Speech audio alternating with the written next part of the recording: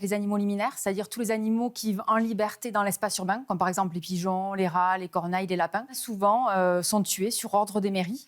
Et on travaille également sur la question des rats pour mettre en place des méthodes contraceptives, puisque aujourd'hui, ce qui est utilisé, c'est de l'empoisonnement massif. Donc, c'est des anticoagulants. Je ne sais pas si vous avez vu ces boîtes noires qu'il y a dans les parcs et jardins. Oui. Voilà, à l'intérieur, donc, il y a du poison qui provoque des hémorragies internes sur 3-4 jours. Donc, on a des rats qui vont agoniser. D'ailleurs, je tiens à préciser qu'il y a d'autres animaux qui peuvent y avoir accès, comme les hérissons, les rapaces, etc. Et des chiens. Moi, et des chiens, tout à fait. Mon chien, avant Monday, est décédé de mort au rat. Voilà, je pense qu'en 2025, il est plus possible de se comporter comme ça avec les animaux. On sait que les rats sont particulièrement intelligents.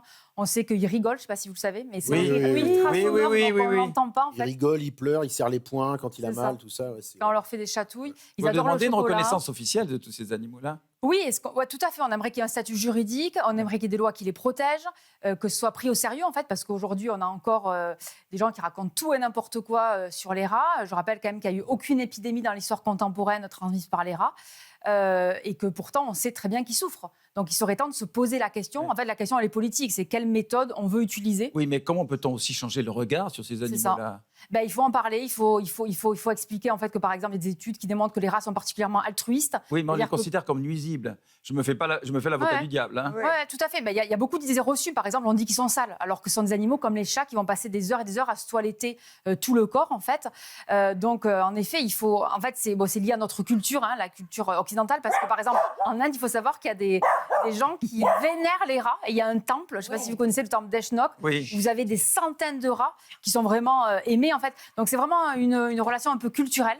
Et il faut vraiment qu'on arrive à faire changer cela pour que les mairies utilisent des méthodes qui soient non létales pour cohabiter pacifiquement avec les rats. Quelle méthode on pourrait faire alors pour Alors, il y a une nouvelle méthode qui existe, une méthode à base d'huile de coton, parce que je ne sais pas si vous savez, mais l'huile de coton, selon le dosage, en fait, permet une contraception chez les mammifères. Et ça, on l'a découvert parce qu'il y a très très longtemps, en Chine, ils cuisinaient avec l'huile de coton. Et les gens, en fait, ils n'arrivent plus à faire d'enfants, les humains, je parle.